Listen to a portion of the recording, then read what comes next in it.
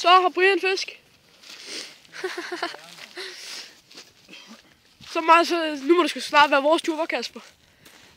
Skal du altid stå og filme, når vi fanger en fisk? Ja, det er sgu da fedt at kigge tilbage på.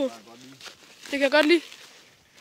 Hvad kommer derude? Nej, det er ikke sådan en supergede som fang sidst. Der er ikke nogen geder her. Nej. Ej, så må derude. Ja, nu gemmer jeg også lige nogen til mig, ikke? Har du masser i den? Ja, det var også en joke.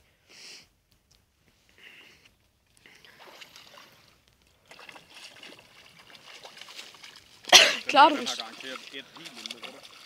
Ja, det vil ikke undre mig, hvis den bare havde slugt hele lortet.